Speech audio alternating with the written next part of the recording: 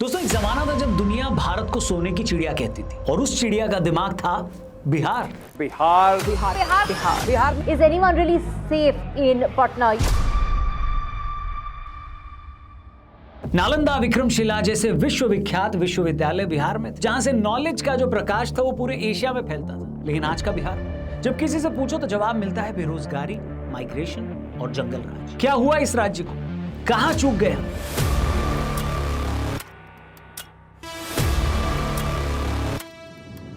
ये कहानी है एक ऐसे स्टेट की जो कभी ज्ञान का एपिसेंटर था, लेकिन आज ये अपनी खुद की पहचान के लिए संघर्ष कर रहा है। ये कहानी है उन सपनों की जो कभी इस मिट्टी में पाले गए थे, लेकिन राजनीति, भ्रष्टाचार और बेपरवाह सरकारों के बीच ये कहीं खो गए। एक काम करते हैं, एकदम शुरू से शुरू करें।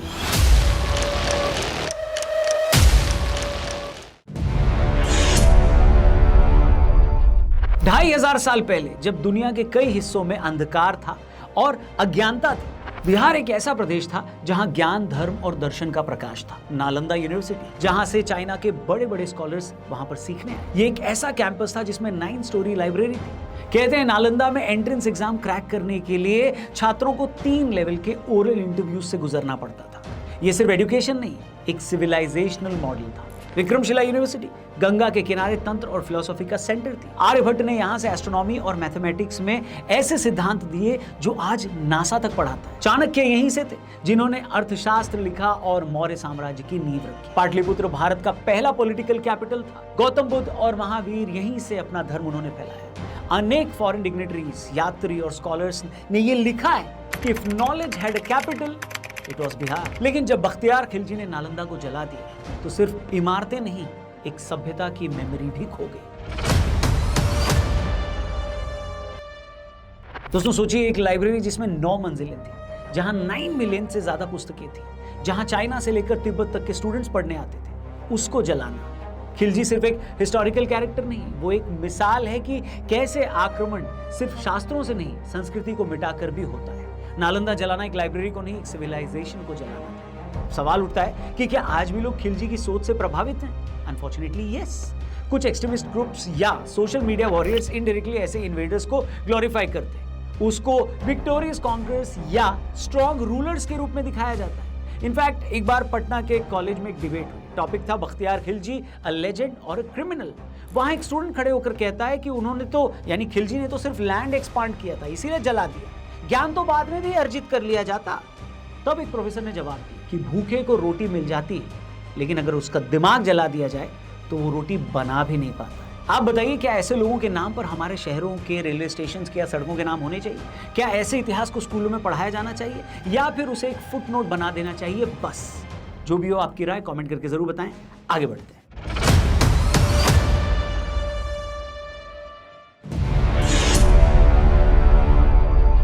बिहार से पहले बड़े बड़े राजनेता निकले, लेकिन आजादी के बाद जब देश नए नए विकास के रास्ते पर बढ़ रहा था, बिहार पॉलिसी का शिकार बन गया। प्लानिंग कमीशन के फोकस एरियाज में बिहार हमेशा पीछे छूट गया। एग्रीकल्चर रिफॉर्म्स अधूरे रहे। जो लैंड रिफॉर्म्स होने चाहिए थे, जैसे और स्टेट्स में हुए, वो यहाँ हो ही नहीं पाए। जमींदारी खत्म जरूर हुई, लेकिन नए जमींदार पॉलिटिकल लीडर्स बन गए। और 2000 में जब झारखंड अलग हुआ तो बिहार अपने इंडस्ट्रियल बेस बोकारो, जमशेदपुर, धनबाद से भी वंचित रह गया। बिना इंडस्ट्री के रोजगार का क्या मॉडल होता बताइए?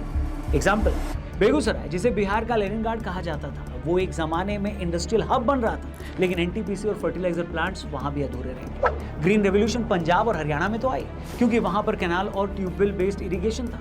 बिहार के पास फ्लड और ड्रॉट दोनों थे, लेकिन न प्रॉपर इरिगेशन प्लान बना और न ही स्टोरेज। इनफैक्ट एक किसान से एक इंटरव्यू में पूछा गया तो उसने जवाब दिया कि गन्ना उगाता तो हूं, लेकिन बेचने जाने के लिए रेल या रोड नहीं। ज्ञान भी है, जमीन भी है, लेकिन बाजार तक पहुंच नहीं है। यही है बिहार।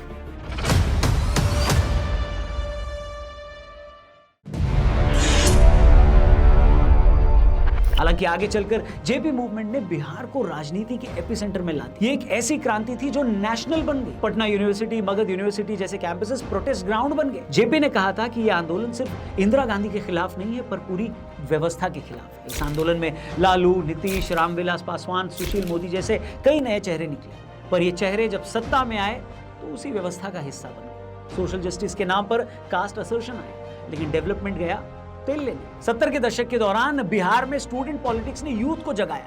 लेकिन 80 के दशक में वही स्टूडेंट पॉलिटिक्स गन्स और गुंडागर्दी में बदल गई। पटना यूनिवर्सिटी के एक प्रोफेसर याद करते हैं कि एक टाइम था जब स्टूडेंट्स मार्क्स, गांधी और अंबेडकर पर डिबेट करते। 10 साल बाद वही सारे स्टूडेंट्स कट्टा लेकर एग्जाम हॉल में इन्विजिलेटर को धमका रहे। और यहीं से शुरू होती है बिहार की नई जर्नी।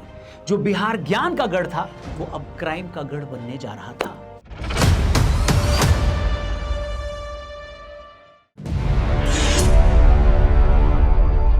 नाइन्टीज का Bihar, India's Wild West. 90s का बिहार एक ऐसा दौर था जहां लोगों ने जंगल राज का असली मतलब देखा, सुना और समझा।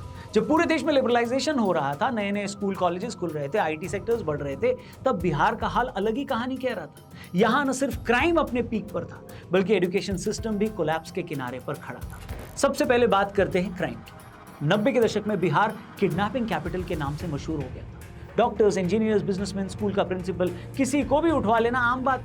ये सिर्फ पैसा कमाने का जरिया नहीं था, एक नई पैरेलल इकोनॉमी बन चुकी थी। रैंसम इंडस्ट्री काफी ऑर्गेनाइज थी वहां पर। कुछ माफिया और पॉलिटिशियंस मिलकर इसे चला रहे थे। और हाँ, ये सब खुलेआम हो रहा था। सबसे बड़ी प्रॉब्लम ये थी, किसी रिपोर्टर ने पटना में एक मिठाई वाले से जब पूछा कि भैया गुंडागर्दी कैसी है यहाँ पर, तो उसका जवाब आया कि भैया गुंडा टैक्स हमारे यहाँ अलग होता है, लड्डू 10 रुपए का और हफ्ता 15 रुपए। सिवान, मधेपुरा, बेगूसराय, गया, पटना, हर जगह कुछ ना कुछ होता था। शहाबुद्दीन जैसों के नाम सुनते ही लोग कांप जाते थे। उसके इलाके में पुलिस भी बिना परमिशन के नहीं जाती थी। स्कूल के बच्चे तक ये जानते थे कि किस नेता के पास कौन सा कट्टा है।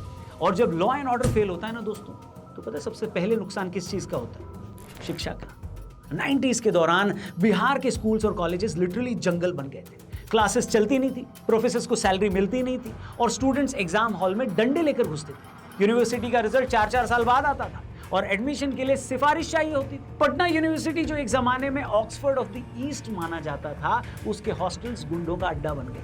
पॉलिटिकल पार्टीज ने स्टूडेंट यूनियंस को अपना एक्सटेंशन बना दिया था। कास्ट बेस्ड ग्रुपिज्म और गोलीबाजी आम बात थी, जैसे क्लासरूम नहीं बैटलफील्ड हो। उस समय बिहार के स्टूडेंट्स का करियर का फॉर्मूला एकदम सिंपल था। पहला, या तो पॉलिटिक्स में जाओ। दूसरा, या माइग्रेशन करो, दिल्ली, मुंबई, कोलकाता पढ़ाई के लिए जाओ। या फिर तीसरा, सरकारी नौकरी के सपने देखो, जो कभी आती नहीं थी। और उस जमाने में पेरेंट्स का क्या सपना था अपने बच्चों के लिए? बस यही कि बस बच्चा घर से बाहर कहीं पढ़ने चला जाए और बाहर सेटल हो जाए। यानी आयरनी देखिए, जिस राज्य ने नालंदा और विक्रमशिला जैसी यूनिवर्सिटीज दी थी दुनिया को, वहां के स्टूडेंट्स को दिल्ली, बंबई, कलकत्ता जैसे बड़े शहरों में जाना पड़ता था, रूम रेंट पे लेना पड़ता था और उन्हें बिहारी कहकर ट्रोल किया जाता। 90s ने बिहार के एक पूरे जनरेशन का सपना तोड़ दिया, एजुकेशन से लेकर डिग्निटी तक। और ये सब हुआ गवर्नेंस के नाम पर जोक पर।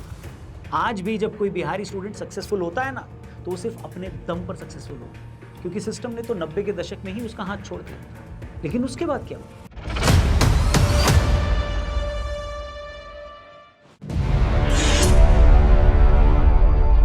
कर्पूरी ठाकुर का रिजर्वेशन मॉडल आज भी पॉलिटिकल डिबेट्स में है। लालू ने बैकवर्ड क्लास को आवाज तो दी, लेकिन डेवलपमेंट कॉम्प्रोमाइज हो गया। राबड़ी देवी एक होम मेकर से सीएम बनी, जो कि एक पॉलिटिकल जुगाड़ था। नीतीश कुमार ने सुशासन दिया, रोड्स, इलेक्ट्रिसिटी और स्कूल ड्रेस स्कीम ये सब लागू किया, भरोसा जीता जनता का। लेकिन उनका कांस्टेंट पार्टी स्विचिंग, कभी बीजेपी कभी महागठबंधन, उनकी इमेज को तोड़ता गया। जनता का यही कहना है बिहार में कि हमारे यहाँ नेताओं में टैलेंट तो है, लेकिन लॉन्ग टर्म विजन की कमी है।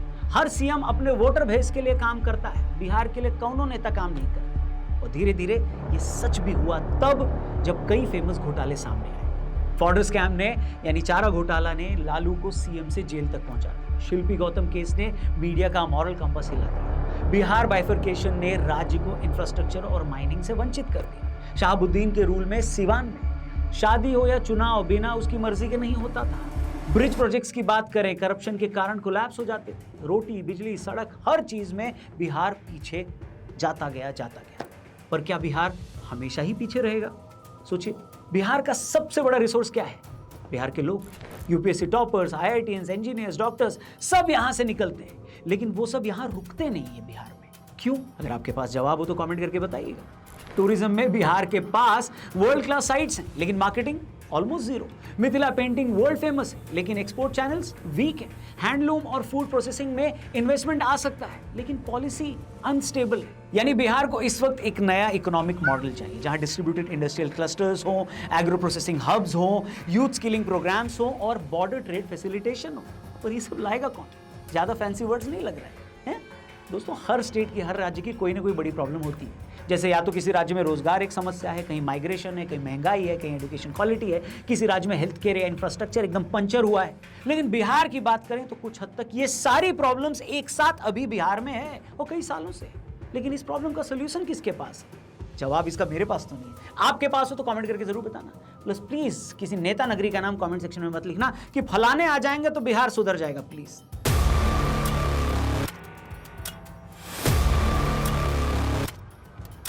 दोस्तों बिहार गिरता है, उठता है, फिर गिरता है, लेकिन कभी रुकता नहीं है। लेकिन नया बिहार कब और कैसे आएगा, कौन बनाएगा, इसका जवाब शायद वक्त ही बताएगा। वेल, ये वीडियो अगर आपको मीनिंगफुल लगी हो तो इसे अपने हर एक दोस्त से जरूर शेयर करना, चैनल को भी सब्सक्राइब करना। आपका एक वीडियो शेयर करना किसी और को जगाने के काम जरूर आ सकता है। फिलहाल के लिए इतना ही, जल्दी मिलते हैं आपसे, अपना ख्याल रखिए। जय हिंद, वंदे मातरम।